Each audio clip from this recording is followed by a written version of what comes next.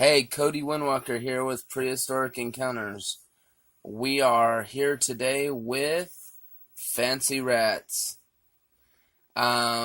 Essentially, they are descendants, the domesticated descendants of brown rats. Now, that being said, rats are essentially on every continent except Antarctica. So, they are throughout the world. Difficulty easy is actually one of the best first time pets for kids. I'm gonna post another video in a couple of days of us holding these little guys right here, the Siamese girls. They're the most loving of the bunch. This is part of my breeding project. The two girls are gonna go for Siamese breeders. The hooded right here is gonna go for a hooded breeder, and then the whites are gonna go for breeding for feeders. Now, newborns are about an inch long. Adults can get up to about 8 inches. Now that's about the length of their body, not their body and tail. Their tail will be quite a bit longer, about the same length as their body, pretty much. Now, they live about 2 to 3 years, very short-lived, but they can, if you take care of them properly, live 5+ years. It is known. Enclosure size. You can have them in everything from a 10-gallon tank to a 2-shelf ferret cage. They have a wide variety. Everyone is very anti-tank when it comes to rats, and I've never understood why, because it's all false rumors that there's not enough airflow. It gets nasty.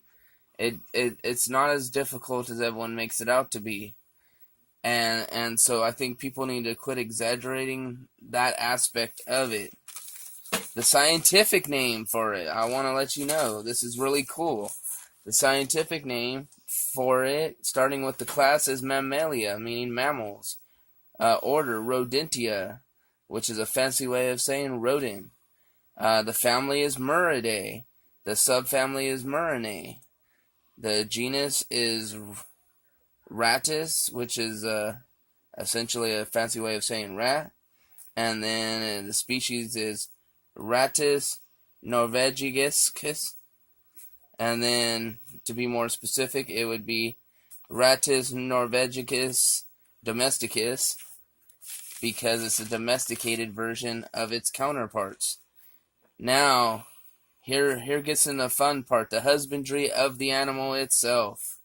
Now, availability, it's a very common pet. Most pet stores have them. You can even buy feeders and save a feeder from being fed off to something if you want one. They're normally not handled very much if you buy a feeder, but if you buy a pet one, most of them have been handled, and most of my guys are actually very, very timid. These girls actually love to be picked up. They love to be held. They love attention. Natural lighting, essentially give them 12 hours. If it gets below 60 degrees, it's getting real cold for them, so be very careful. They like aspen bedding. They're omnivores. I actually do a rat food mix that I will do a video specifically about my specific dietary and the variations of it. Now, as I said, they're very timid if handled. They love to be handled. They're essentially like a mini dog.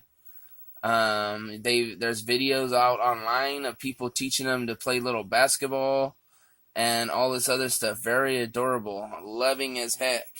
Handle them daily. Like I said, check their water. Make sure they have, like, if you do the water dishes, make sure they have clean water daily.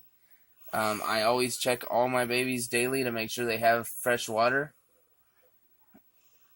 History in its name. Fancy literally translates into hobby.